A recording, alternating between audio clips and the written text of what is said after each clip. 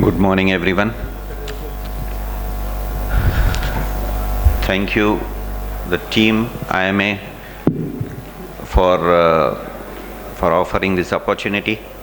And as usual, or quite often, we do it as clinical case presentations.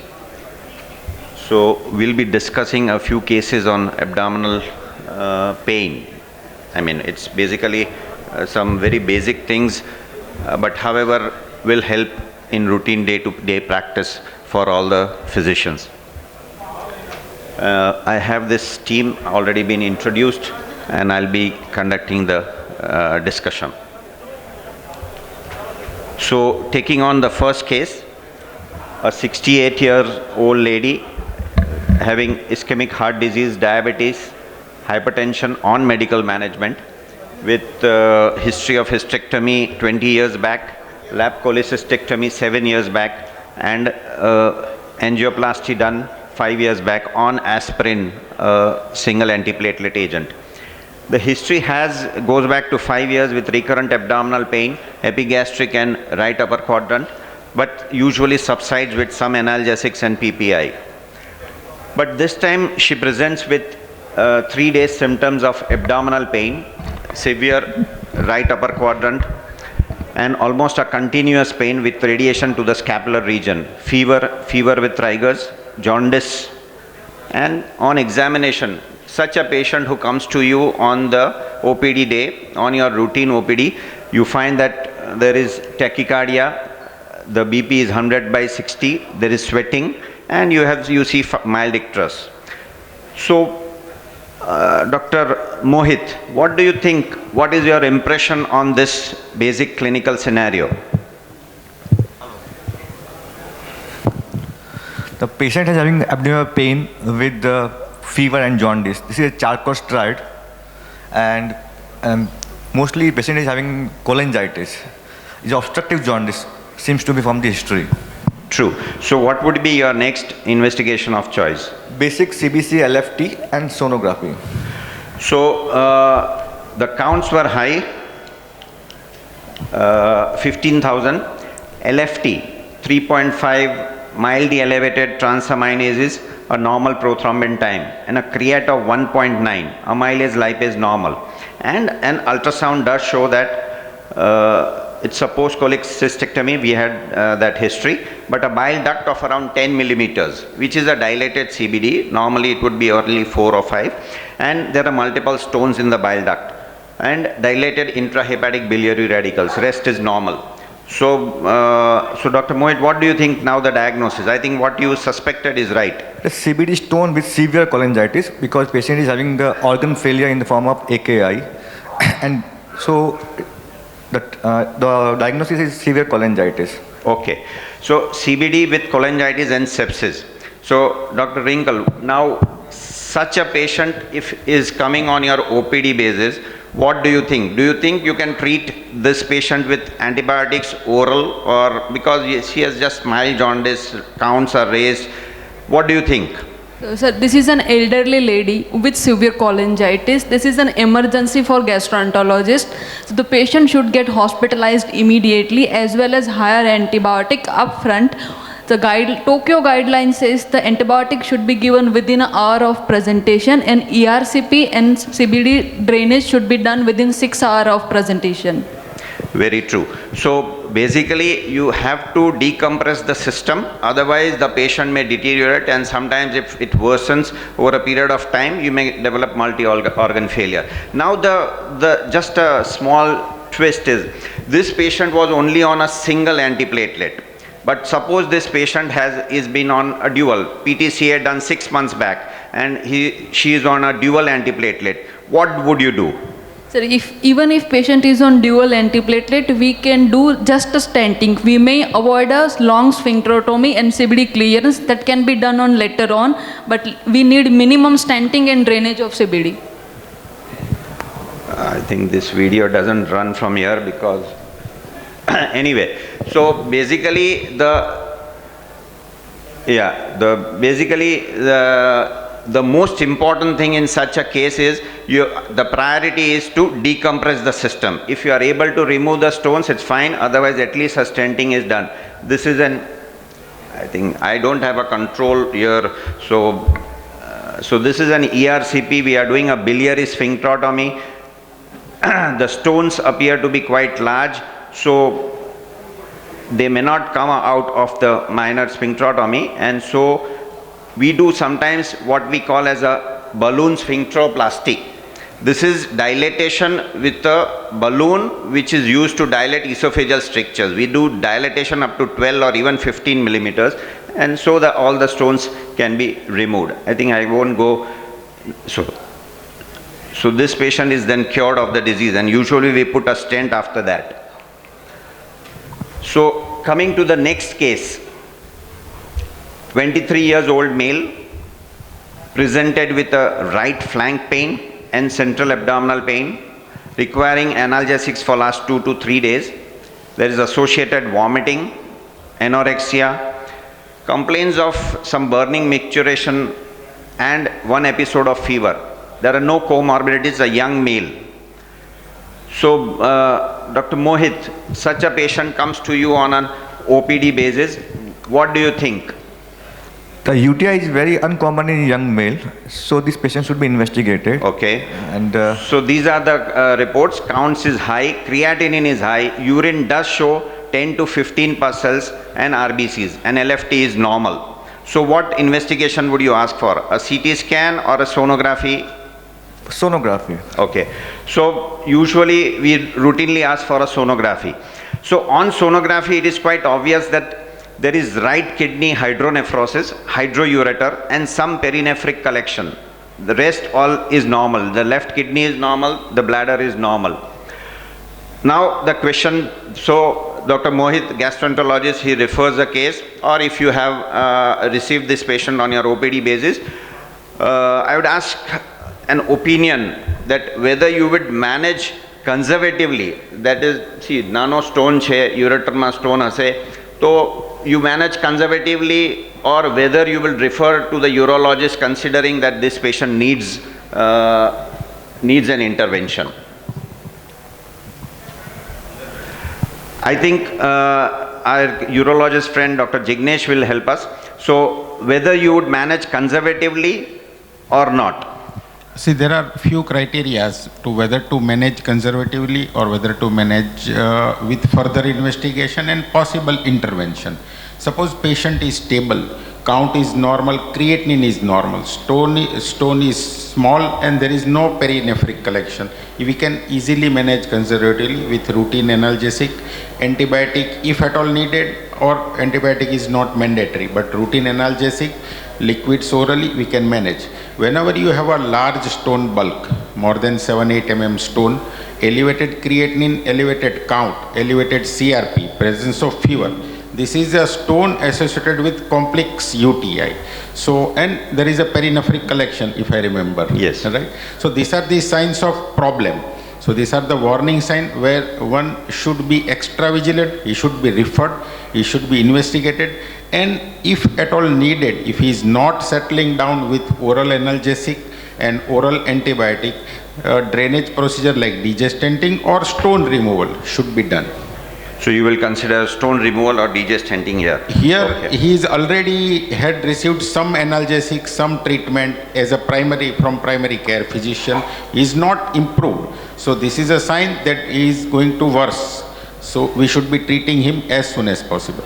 So then, can you tell us brief points? I mean, what really are the indications of early intervention? I mean, not pulling on, because most of our patients, they have small stone, 3-4 millimeters, and they have some pain. You say, tell them, take fluids, the stone might flush off. So what are certain criteria from your side which you would suggest that this patient should be referred and should undergo intervention?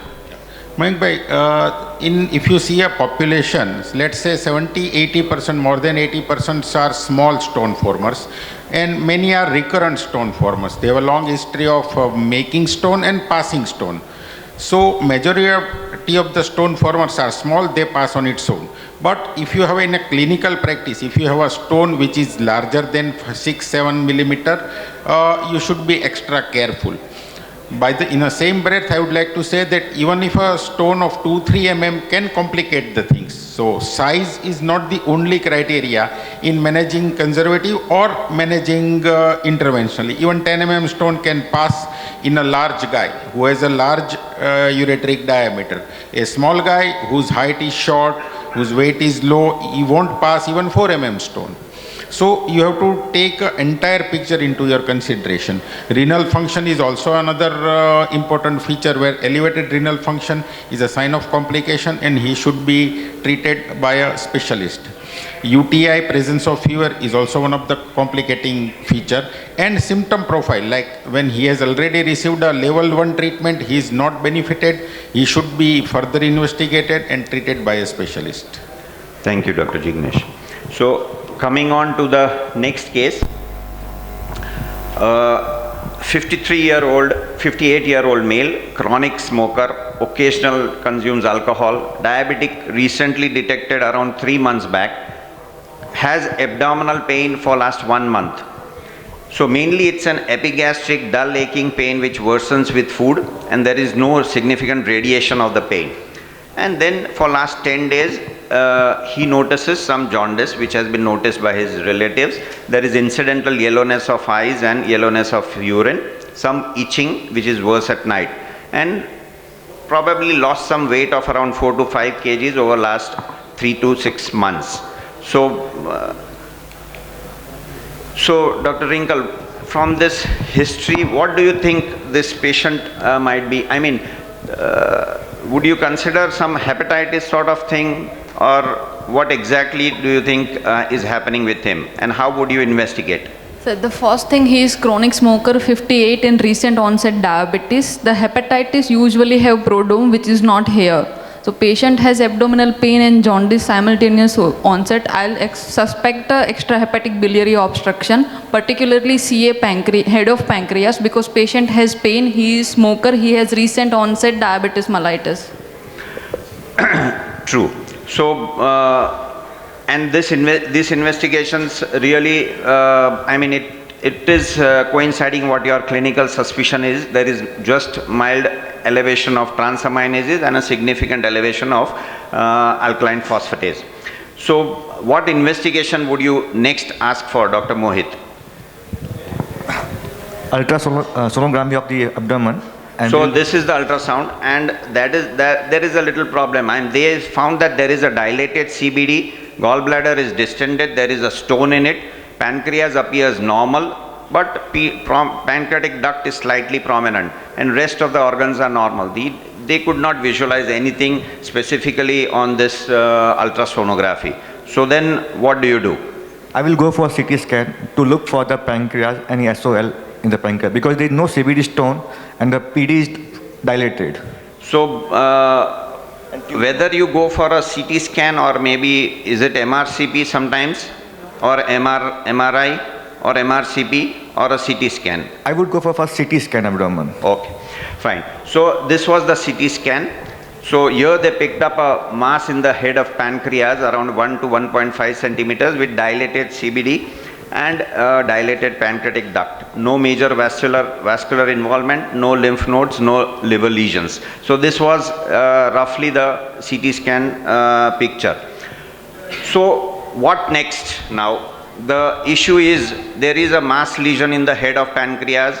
Do you need biopsy confirmation, histopathological confirmation of this, or it's okay? Because see, 15-20 years back when I was learning, there was this areas to be biopsied was very difficult, and sometimes even it was justified to do a major surgery without a biopsy. So now what would you do?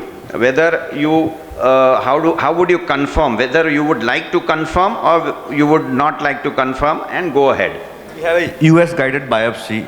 So you do a CT scan guided biopsy or a EUS guided biopsy? US guided biopsy is more feasible and easy to do. Okay. So endosono guided FNSC is what we usually do. Can you run the video, please? So, endosono-guided FNSE is now the prototype investigation for getting a biopsy from any pancreatic lesion. We can pick up lesions even as small as 1 centimeter. I think you'll have to run through that.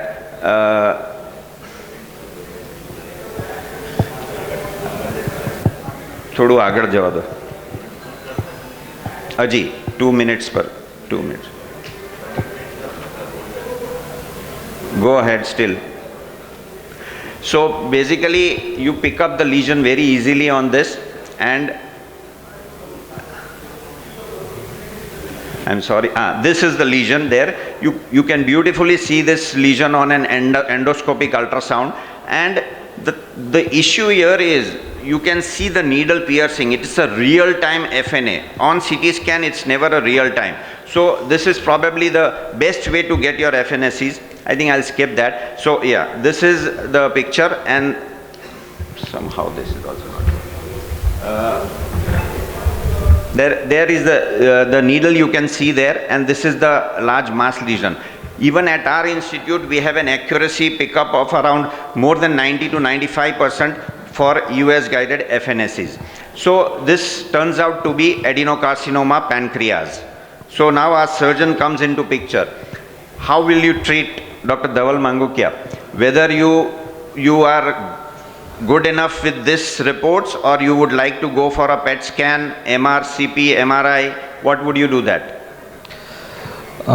PET scan is definitely, I guess, I'll just like to add some points regarding the PET scan. In any of the gastrointestinal tract or a GI malignancies, usually PET scan is many times overrated. Perhaps, obviously, the GI system is one of the hidden system in the abdomen.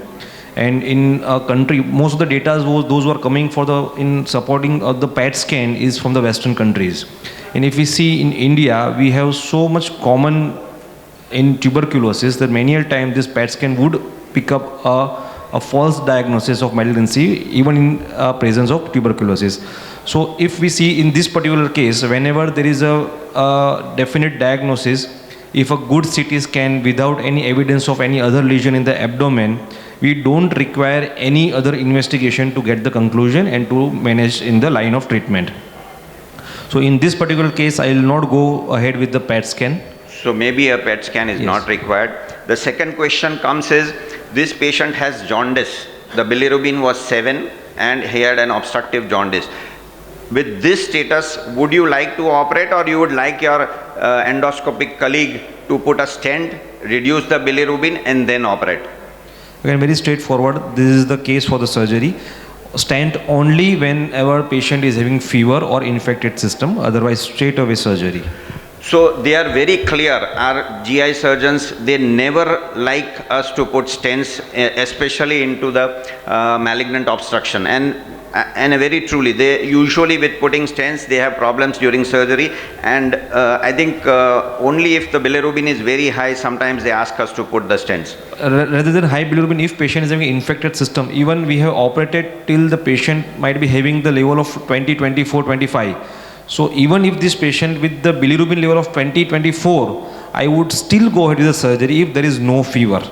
If only indication as if patient is having fever, any signs of sepsis, then only drain the system, and after some days of the antibiotics, we can go ahead with the surgery once again. So what surgery would you consider in this? So this would be a pancreatic duodenectomy known as a Whipple's pancreatic duodenectomy, where we resect the entire tumor along with its local resection margin. So which is one of the very complex surgery, and perhaps we are the only center in this Western India and one of the few centers in India where we are performing this surgery laparoscopically also, where we take down all this head of the pancreas, duodenum, biliary tract, gallbladder, as well as the proximal part of the jejunum, and we reconstruct the things. So again, in the previous era, maybe before 10, 20 years back, when this was considered a very complex surgery and very poor outcome, but nowadays with the advent of lot of technology as well as the equipments available, which we are having in our institute, so we are getting a very good result and very good outcome. And perhaps previous era, when this outcome of this surgery would be around 1 or 1.5 months, nowadays we are able to discharge even this surgery in within 7 days of the surgical procedure. So this is a surgery in pictorial presentation of the Whipple's pancreatic duodenectomy. So usually, what would you explain to the patients about the 5 year survival in this patient? Because C-head pancreas are True. bad malignancies. So any malignancy involving the pancreatic parenchyma is having a poor outcome, and if we see by the data, hardly 10% of the patient would survive more than 2 years. So you need to explain our patient, but nowadays, as I said, key data is changing, because we are having a very good modality of investigation, diagnosis at the correct stages. We have very good support of the chemotherapy, radiation. So nowadays, obviously results are improving, and we hope that we should be giving much more aggressive treatment even in this kind of patients, so we could get a better result. But as of now, if we see the data, it's a poor outcome. For 2 years survival, hardly 10 to 15%. Okay. So, okay, coming to the next case, this is a young lady, 26, presents with abdominal pain which is ill-localized all over the abdomen. This one was an interesting case, and this is what we have taken up from one of our patients. All over the abdomen, severe pain, possibly colicky, which comes on intermittently for 7 days. There is no abdominal distension, but does require injectables, painkillers to control the pain. Now, this similar episodes have been happening for last 4 to 6 months. They come 3 to 5 days, then go away. Associated, she has constipation. She's married only 5 years back and was again evaluated for infertility, taking some alternative medicines for last 2 to 3 years. No comorbidities, no surgeries in the past, and if you examine the abdomen, you find there is nothing, no guarding, no distension, no rigidity.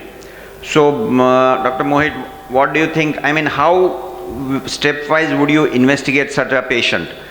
At least first, we'll investigate this patient. So, how do you go about it? First, our routine investigation like CBC, creatinine, LFT, and sonography, we would like to do. So, this were the reports. The hemoglobin was low, 8.5. Everything else was normal. Liver function, creatinine, lipase, amylase, sugars, everything normal. Sonography asked for. We even did a CT scan, which was normal.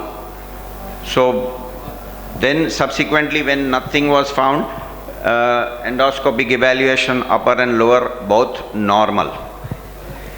So, coming to our next, Dr. Rinkel, can this be simply young lady, 25, 26, can this be functional abdominal pain? Sir, it can be, but low hemoglobin we have to explain somehow. Okay, this functional pain cannot explain low hemoglobin, the young lady who do not have menorrhagia. Yeah. So we have to look for this, whether it is iron deficiency anemia or whether it is anemia of some other kind. So I would like to have ferritin and iron profile value also. What other differential diagnosis would you consider? Low hemoglobin with unexplained abdominal pain. The two differential, one is the porphyria and the second one is the, I would suspect, lead, especially if patient is taking some alternative medicine. Can you consider sickle cell? The sickle cell we can consider, but the pain is not this kind of pain in sickle cell. It is colicky pain, and usually the splenomegaly or some hint we will get. You can have abdominal pain with anemia, even that. So that also can be. So, so the things are, you should think about non-abdominal causes of pain apart from the abdominal causes of pain. So what investigations would you ask further? So she said that acute intermittent porphyria, chronic lead poisoning, sickle cell disease is what I also thought of. So what investigations? Urine porphobilinogen is normal. HB electrophoresis is normal. And serum lead levels has been done. It's 90. What do you think?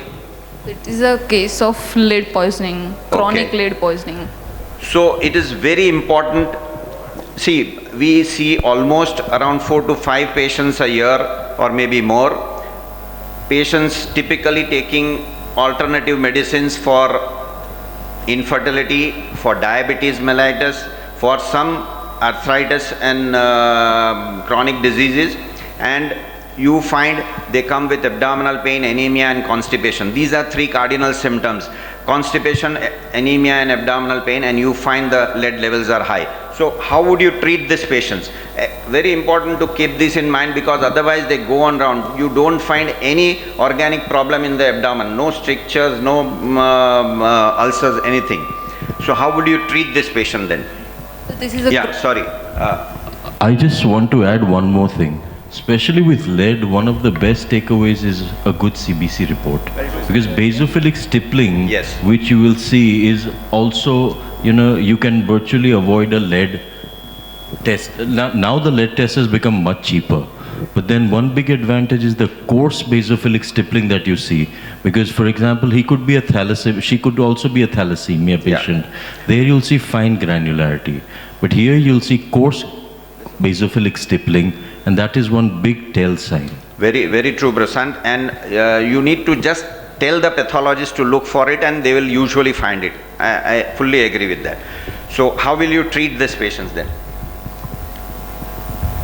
Yeah, go ahead, sorry. So, sir, it is a chronic lead poisoning. 19 is a quite high level, so we need to give a chelator agent. Especially, we can give a D-penicillamine, which is cheap and easily available everywhere.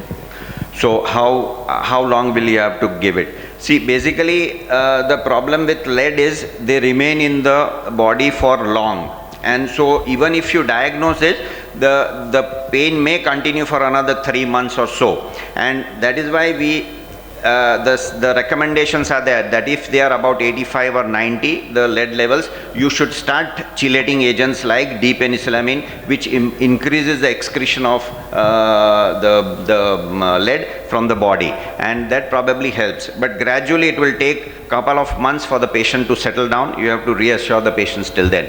But so the important points to be learnt are, you need to have, keep in mind the non-abdominal causes of abdominal pain. Rule out organic causes all before you label anything functional.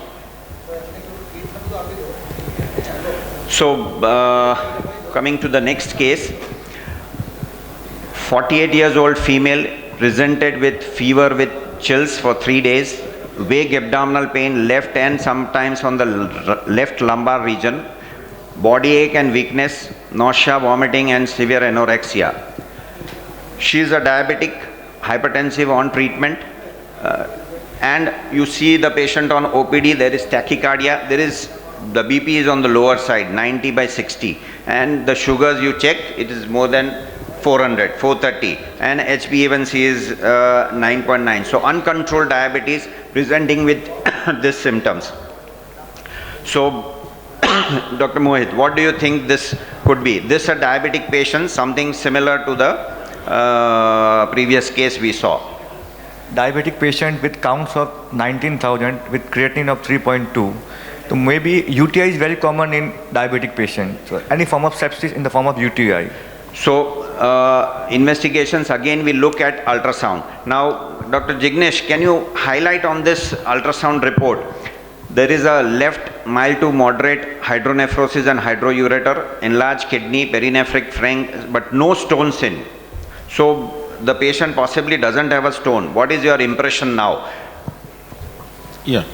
There are few causes for a hydronephrosis without stone, and uncontrolled diabetes where papillary necrosis occurs. So this seems to be the case where there is a papillary necrosis and it is stuck in the lower ureter, which is giving rise to infection, hydroureteronephrosis, elevated creatinine, and sepsis leading to hypotension and tachycardia. So I would like to evaluate her further to see that what kind of obstruction is. As I said, papillary necrosis, we should also consider some malignancy also, but that is on a lesser side. More common cause is a papillary necrosis. So I would like to have a NCCT done since creatinine is high. It's a plain KUB. So that's a NCCT report. Okay, so the left hydronephrosis with hydroureter and a soft tissue mass noted in the left ureter, query papillary necrosis. So it is many times difficult to see papillary necrosis in ultrasound. A uroradiologist would easily see that there is a soft papilla, but sometimes because of bowel gas, it would be difficult to see papilla in the ureter, and CT scan would pick up papilla easily. The differentiating point would be a stone would have a little higher Hounsfield unit than papilla. So that is a diagnostic of papillary necrosis. It will give rise to the similar symptoms of stone, but sometimes pain is vague, and a telltale sign would be uncontrolled diabetes. So that should give a hint that she might have a papillary necrosis. So what do you think? I mean, this patient can be managed on OPD. You try and manage this patient on IV or oral antibiotics. How will you manage? I don't think she is a fit case to manage on OPD basis. Even injectable antibiotics also would be only one part of treatment. She needs de-obstruction by removal of papilla and stenting to drain the infective urine. So I would see that this is a team managed by a team. We need a good nephrologist also and good intensivist also, because she is a case where she will go into MODS and SIRS easily. So true. I mean, it's a sort of a urological emergency, and Yes. these patients should not be even attempted. Even if you are suspecting papillary necrosis, referred and an urgent intervention. So, any comments from your side about such a patient? Yes, I would say that many of us in general practice are very used to manage diabetics and BP, hypertension a day in and out. If you see any male or female patient who has uncontrolled diabetes and signs of sepsis in kidney, they should be thoroughly evaluated and they shouldn't be left alone. So in a poorly diabetic with abdominal pain and fever, suspect papillary necrosis. And as I said, it's not easily seen in ultrasound. So many of time we go first, we get ultrasound, and ultrasound gets some mild hydronephrosis, which we take it for a granted, that this is there must be some small stone which will pass on its own. But these are the cases which deteriorate sharply, because it's a lethal combination of sepsis and uncontrolled diabetes. So it's a cycle which enhances and leads patient into ICU. So, any biliary closed system obstruction with sepsis, either it's a urological problem or a cholangial CBD obstruction, you definitely have to drain it, and otherwise you may lose the patient. So that is basically the idea of presenting such a case. Coming to next one, 55-year-old male, no medical comorbidities, pain in the left iliac fossa for last 6 days, fever for last 5 days, chronic constipation for more than 2 years, a left iliac fossa pain for 6 days, and then on examination in the OPD you find that he has tachycardia, the other parameters are normal, and you find that on examination the abdomen is slightly distended with significant tenderness in the left iliac fossa. So the patient goes to the surgeon. So Dr. Dhaval, you get an ultrasound done, and this is what you find. Grade 1 fatty liver, gallstones, but there is edematous thickening of the mesentery in the left iliac fossa with edematous adjacent descending colon and ileal loop. Possibly diverticular disease, query non-specific inflammation. The counts are high. So how do you go about this patient? So first of all, the diagnosis is very clear. Chronic constipation, one of the leading etiology for developing a diverticuli, which we are seeing very, very commonly in our practice. Perhaps it might be again a Western disease, a diverticular disease, but because of our change of habit and westernization of our diet and a lot of patients with the chronic constipation, diverticular disease along with its complication, the diverticulitis, is very, very common in our practice now. So this is a very clear-cut case of diverticulitis along with the high counts and all the features of the sonography. Definitely the next step should be a scan. So we can see a scan to classify the disease, that how bad it is. So whether you would do a CT scan or straight away ask your colleague to do a colonoscopy, or whether you will do a barium enema study. No. So the chronology of the investigation should be CT scan first because we need to rule out any peritonitis or not. So if there is peritonitis, then other investigation is out of question. So CT scan is the investigation of choice. Colonoscopy is contraindicated in such a patient because there is acute inflammation, there is high counts, tenderness. You don't attempt any endoscopic evaluation in such a patient at this point of time at least. So this is how would you ask your CT scan or radiologist colleague to look at this patient? Specific instructions because this will probably direct you about what treatment would you be following. So obviously, first would be the plain contrast if I see a free gas in the abdomen or signs of peritonitis in the abdomen, then other investigations or other IV contrast is usually not needed. Because all these patients are usually sick, they might be having a high create level. So we avoid to give IV contrast in this kind of patient. If there is a localized inflammation or maybe a localized collection, or if there is any doubt in the diagnosis, because many a time this diverticulitis or diverticular disease might be associated with the malignancy of the sigmoid colon. It may be a superimposing diagnosis because the presentation of the left colonic obstructive malignancy behaves the same. So if there is a doubt in the diagnosis, then only IV contrast. Rectal contrast again, if patient is having a free leak in the peritoneum, if I need to take the decision for the surgery, if patient is having a peritonitis, signs of generalized peritonitis, and I would like to rule out the free perforation in the peritoneal cavity, then we give a rectal contrast. So we instruct our radiologist that which type of investigation in the CT scan to follow. As I said, only plain CT scan would be good enough if peritonitis to take the decisions. Otherwise, the next sort of investigation in form of contrast. Okay. So this is what your CT scan looks like. A thickened left colon with mesenteric standing, large collection in the retrocolic and the mesocolon. There is a collection, mild free fluid, small bubble loops adherent in the left iliac region with wall thickening and leakage of contrast into that cavity, the abscess cavity. No fistulous connection with the small bowel. Your further plan of action. So again, as I already mentioned, if patient is having peritonitis, there is already a big abscess cavity. And if I see the picture of the CT scan, again, if there is a localized collection, there are two options. Either we can continue with the conservative management and we can put a pigtail in that abscess cavity. But if this patient develops a peritonitis or generalized signs of peritonitis and sepsis, then one need to go ahead with the surgery. In surgery also there are two options. If patient is not sick enough, we can go and resect. But if patient is very sick, old age, then we have to just give a lavage and do a diversion, that is a colostomy or ileostomy.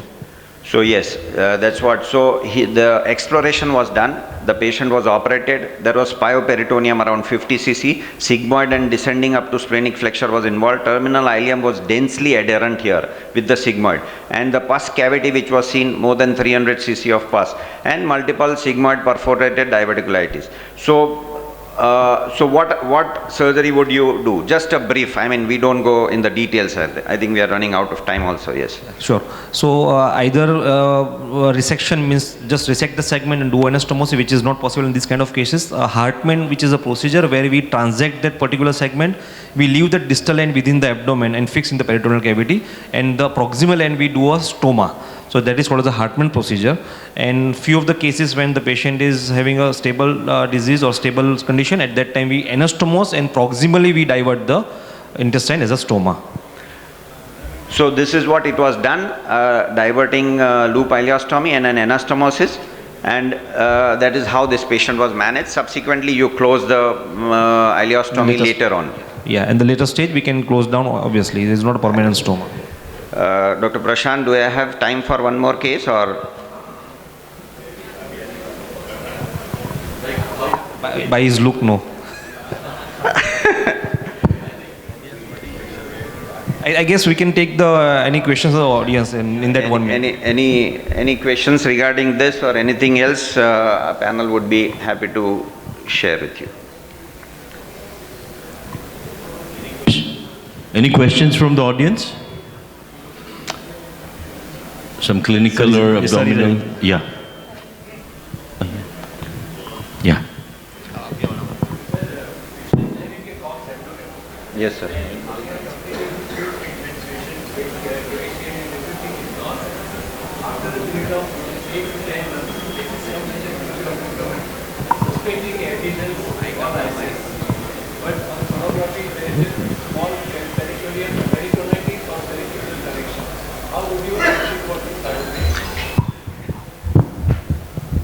Sorry, I mean, completed 9 months of AKT, patient has got weight gain, and on the last, so it comes with abdominal pain, and then ultrasound shows what? Peritonitis, mild peritoneal collection. Peritoneal fluid, I mean. In a Cox abdomen with the peritonitis, with the collection. See, lot of Cox abdomen would be having intra-abdominal collections as well. So many a time, if patient is along with the clear fluid, if we see the texture of the fluid on the base of the imaging, if sonography is showing a clear fluid, then we don't need to do anything if patient is not obstructed. But if patient is having an intra-abdominal abscess, then obviously you need to go in, and we usually do the laparoscopy, do the lavage, put a drainage in the abdomen, as well as we take the biopsy for the culture. But still we do rather than collection, we do lot of patients with the obstruction. Because of that multiple tubercles which is developed in the peritoneal cavity and the serosal surface as well as the mesentery, patients are presenting with the obstruction very, very commonly. So in this particular case, it's very difficult to manage because the tissue is so friable. So we do the advisualisis, we take the biopsy, we take the tissue for the culture, for the bacterial culture, and sometimes we need to divert them. And lot of patients, those are presenting with the stricture and the perforation. Again, they are difficult to manage, and as you said, if patient with the pain, with the collection or abscess, then there might be interbowel fistula or a small perforation in the small bowel. So these might be the things we have to keep in mind, and at the time of during the surgery also we need to keep the plan of divergent stoma. And this patient, even immediately after stoma, we might need to start with the AKT immediately, maybe injectable AKT in initial phases, and then to the standard AKT doses, anti-Cox treatment. And then after the first phase or intensive phase, we close down the stoma. This is how we manage. Sorry, check.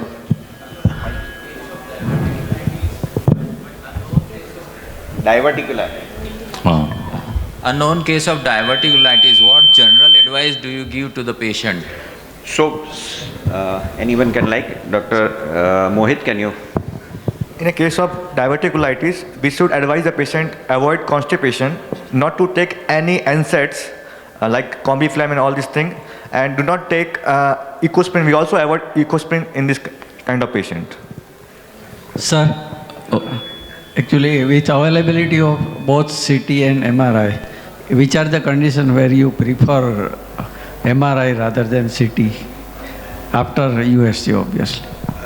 No, in which cases? In general you are talking about. In general, we do prefer CT scans over our thing, but there are certain now advances which are there where you need, especially pancreatic protocol, pancreatic surgeries, they sometimes do prefer MRI to look for the local vascular things. Dr. Dhaval can tell you. So usually in most of the GI cases, usually CT scan is a preferred investigation of choice, CT scan. Only in biliary tract issues, the MRI would be in picture, and two of the very important organ, one is the esophagus and the rectum. So જ્યારે બી rectal મેલિગ્નન્સીઝ હોય કે rectal મેલિગ્નન્સી અથવા તો ઇસોફેજિયલ મેલિગ્નન્સીના staging કરવા માટે અમે લોકો MRI use કરીએ. Otherwise first investigation is always CT scan. Second thing is liver.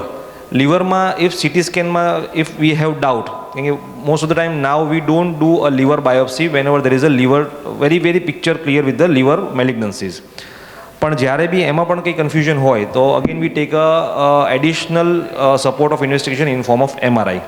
But if you just blanket the statement, then any GI tract, the first investigation of choice is CT scan, except CA rectum, carcinoma of the rectum. એમાં ખાલી MRI first હોય.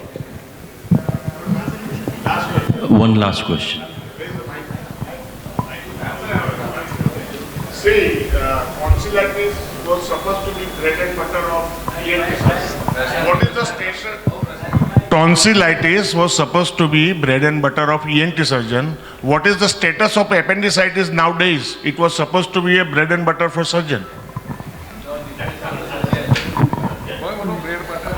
Appendicitis, first episode without fever, without high count, without vomiting, conservative management. Appendicitis, first episode with any of these signs, directly surgery. Appendicitis with recurrent problem, straight away surgery. What is the status ratio? Incidence is how many patients we are getting. Yeah. See, we are getting a lot of complications of those who are surgeons operating with appendicitis. Being a tertiary center, see, we are seeing lot of post-appendicectomy leak, lot of post-appendicectomy collection, lot of post-appendicectomy needed for the right hemicolectomies. So I might be operating at least 10 cases in a month, post-appendicectomy complications. Being a tertiary center, so I may be the wrong guy to, Thank you, Dhaval. Thank you, question asking crowd. Yeah. Firstly, I think with SIDS, since they are tertiary center, it's not about bread and butter, it's about cream. So let's keep it that way. Don't ask the wrong questions at the wrong place. They'll feel offended. Ki khali bread butter? Huh? Okay. Thanks a lot. No, wait. Mike, you have to wait. We'd like to felicitate you with a big round of applause and a small token of our appreciation. Dr. Y.C. Desai, Dr. Prashant Bhai Desai, I request you to... Yes. The entire orchestra was brilliantly handled by Dr. Mayank Kabrawala.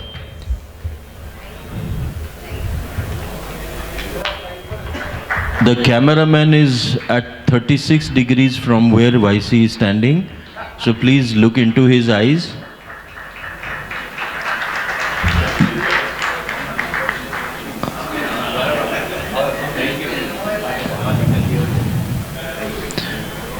Now Dr. Vinod Bhai Shah and Dr. Rajiv Vyas, bread and butter question, shall felicitate Dr. Dhaval, Dr. Dhaval Mangukia. For some who might not know, is the son of Dr. O.D. Mangukia, our friend and ever-ready guide for IMA.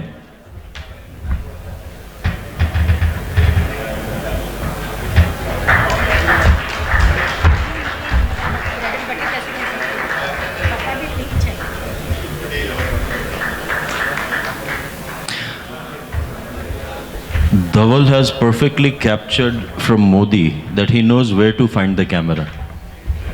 Okay. I request Dr. Sailesh Gandhi and Dr. Naveen Bhai Patel to felicitate Dr. Jignesh Gevaria.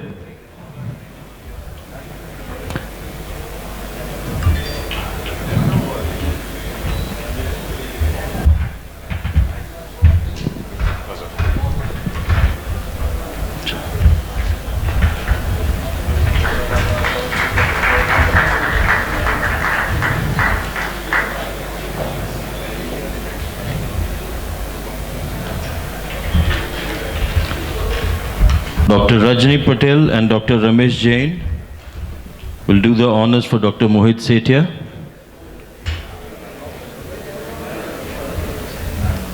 Nice.